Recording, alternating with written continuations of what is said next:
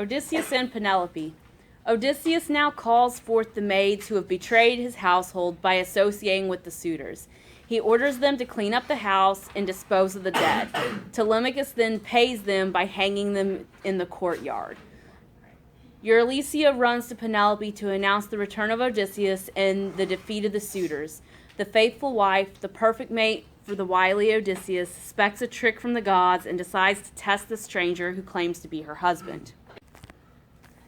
Crossing the door sill, she sat down at once in firelight, against the nearest wall, across the room from the lord Odysseus.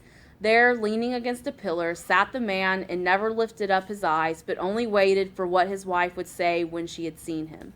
And she, for a long time, sat deathly still in wonderment, for sometimes as she gazed she found him, yes, clearly, like her husband, but sometimes blood and rags were all she saw. Telemachus's voice came to her ears. Mother, cruel mother, do you feel nothing, drawing yourself apart this way from father? Will you not sit with him and talk and question him? What other woman would remain so cold? Who shuns her lord, and he come back to her from wars and wandering after 20 years? Your heart is hard as flint and never changes. Penelope answered, I am stunned, child. I cannot speak to him. I cannot question him. I cannot keep my eyes upon his face. If really he is Odysseus, truly home, beyond all doubt we two shall know each other better than you or anyone. There are secret signs we know, we two. A smile came now to the lips of the patient hero Odysseus, who turned to Telemachus and said, Peace, let your mother test me at her leisure. Before long she will see and know me best. These tatters, dirt, all that I'm caked with now, make her look hard at me and doubt me still. Odysseus orders Telemachus, the swineherd and the cowherd, to bathe and put on fresh clothes.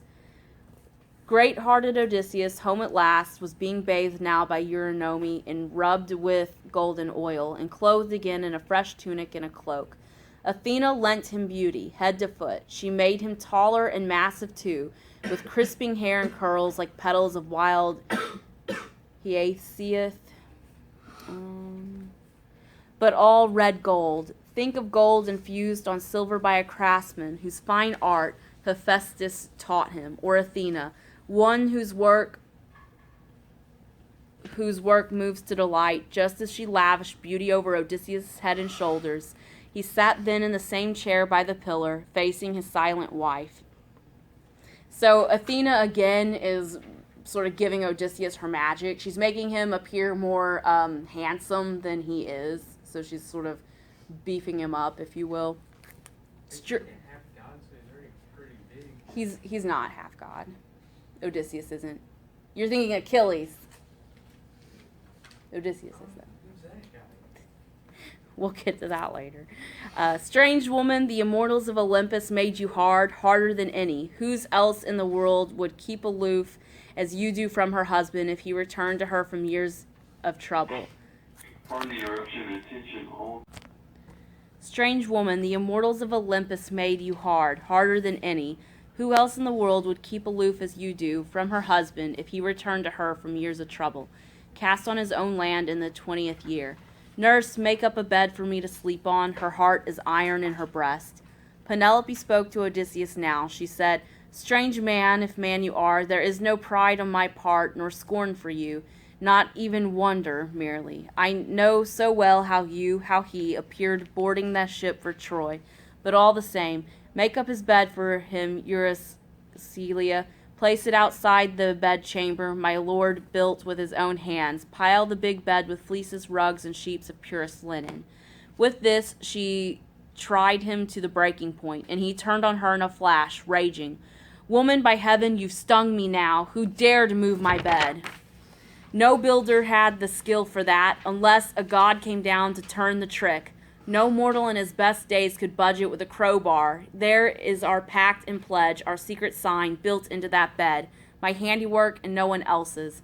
An old trunk of olive grew like a pillar on the building plot that I laid out our bedroom round that tree, lined up the stone walls, built the walls and roof, gave it a doorway and smooth-fitting doors.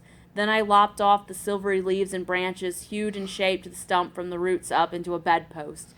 Drilled it, let it serve as model for the rest. I planned them all, inlaid them all with silver, gold, and ivory, and stretched a bed between a pliant web of oxhide thongs dyed crimson. There's our sign. I know no more. Could someone else's hand have sawed that trunk and dragged the frame away? There's our sign. Their secret. As she heard it told, her knees grew tremulous and weak. Her heart failed her. With eyes brimming tears, she ran to him, throwing her arms around his neck, and kissed him, murmuring, "Do not rage at me, Odysseus. No one ever matched your caution. Think what difficulty the gods gave. They denied us life together in our prime and flowering years, kept us from crossing into age together. Forgive me, don't be angry. I could not welcome you with love on sight. I armed myself long ago against the frauds of men, impostors who might come, and all those many whose underhanded ways bring evil on. But here and now, what sign could be so clear as this of our own bed?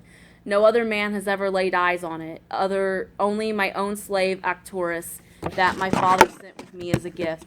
She kept our door. You make my stiff heart know that I am yours." Now from his breast into his eyes the ache of longing mounted, and he wept at last, his dear wife, clear and faithful, in his arms, longed for as the sun-warmed earth is longed for by a swimmer spent in rough water where his ship went down under Poseidon's blows, gale winds, and tons of sea. Few men can keep alive through a big surf, to crawl clotted with brine on kindly beaches, enjoy knowing the abyss behind. And so she too rejoiced, her gaze upon her husband, her white arms round him pressed as though forever.